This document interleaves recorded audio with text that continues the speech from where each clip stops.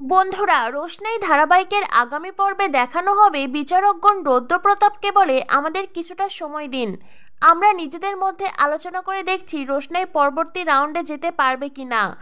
এরপরে বিচারকগণ নিজেদের মধ্যে আলোচনা করেন। অন্যদিকে আদিত্য, রোশনাই, রৌদ্রপ্রতাপ সকলের কপালেই চিন্তার ভাঁজ। বিচারকগণ আলোচনা শেষে রৌদ্রপ্রতাপকে বলে, সরি রৌদ্রপ্রতাপ, আমরা নিজেদের মধ্যে আলোচনা করেছি। রোশনাই যদি সত্যি এই প্রবলেম হতো, ও কেন আগে আমাদেরকে জানালো না? ও নাচ শেষ করেই তো আমাদেরকে জানাতে পারতো। ও যখন আগে জানায়নি, তো এখন আমরা কিচ্ছু করতে পারবো না।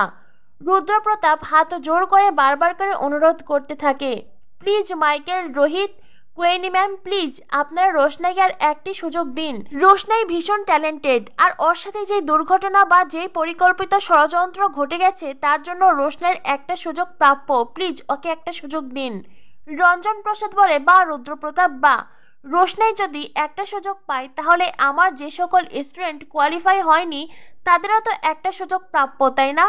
তো তাদেরকেও একটা সুযোগ দেওয়া হোক। রোশনাইয়ের গুরুজির চোখ মুখ শুকিয়ে আসে। তিনি কি করবেন কি বলবেন কিছুই বুঝতে পারছেন না। তবে এইভাবে রোশনাই হেরে বেরিয়ে যাবে সেটাও তিনি মানতে পারছেন না। গুরুজি আবারও হাত জোর করে রোহিত, মাইকেলের কাছে রিকোয়েস্ট করে, কিন্তু মাইকেল গুরুজিকে জানায়, সরি রুদ্র, আমরা কিচ্ছু করতে পারবো না। রোশনাই যখন আগে কিছু জানায়নি, তাহলে রোশনাইয়ের যাত্রা এখানেই শেষ। তখনই আদিত্য বলে, না মাইকেল, রোশনাইয়ের যাত্রা এখানে শেষ নয়। এটা শুনে গুরুজি চমকে ওঠেন, সেই সাথে সকলে অবাক হয়ে যায়। এমনকি রঞ্জন প্রসাদের কপালেও তখন চিন্তার ভাঁজ। আদিত্যের মতন একজন সুপারস্টার, সে হঠাৎ রোশনাইয়ের পক্ষে কেন কথা বলছে? এটা তো রঞ্জন প্রসাদের কল্পনারও বাহিরে। আদিত্য সামনে এগিয়ে আসে। আদিত্য বলে, রোশনাইয়ের যাত্রা এখানে শেষ হতে পারে না। আমরা সবাই জানি রোশনাই ভীষণ ট্যালেন্টেড। আমি মঞ্চের ওই শেষ প্রান্তে বসে রোশনাইয়ের পুরো নাচ দেখেছি। হ্যাঁ, হঠাৎ করে রোশনাইয়ের নাচ তালছাড়া হয়ে গেছে। রোশনাইয়ের নাচে কিছুটা ত্রুটি হয়েছে। তখনই রঞ্জন প্রসাদ বলে ওঠে, রোশনাইয়ের কস্টিউমে একটুখানি গন্ডগোল হয়েছে, আর এর ফায়দা নিতে চাইছে রুদ্রপ্রতাপ। এই মেয়ের কোনো ট্যালেন্ট নেই, আর ট্যালেন্ট ছাড়াই এই মেয়েকে পরবর্তী রাউন্ডে নিতে চাইছে রুদ্রপ্রতাপ, যেটা কখনোই সম্ভব নয়। রঞ্জন প্রসাদ আবারও রোশনাইয়ের গুরুজি আর রোশনাইকে ইনসাল্ট করতে শুরু করে, কিন্তু এইবার আদিত্য বেশ রেগে যায়।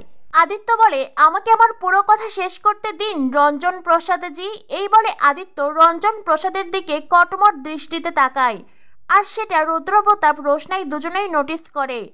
আদিত্য রুদ্রপ্রতাপের পরে যে কিনা রোশনাইয়ের পাশে দাঁড়িয়েছে। আদিত্য আরো বলে, আমি রোশনাইয়ের নাচ দেখার সময় বুঝতে পেরেছিলাম কিছু তো একটা চক্কর আছেই, নইলে হঠাৎ করে এইভাবে কারোর নাচ খারাপ হতে পারে না। রোহিত বলে, এটাও তো হতে পারে রোশনাইয়ের নাচ খারাপ হয়েছে, সেজন্যই রোশনাই ইচ্ছে করে নিজেই নিজের ড্রেস নষ্ট করেছে।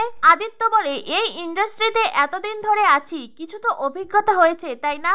আর তাছাড়াও এখানে রঞ্জন প্রসাদ জি যেভাবে কথা বললেন আর যে কথাগুলো বললেন, তারপরে আমার এটা মনে হচ্ছে এখানে কেউ একজন তো আছেন যিনি চাইছেন না রোশনাই ফাইনাল অবধি এগোক।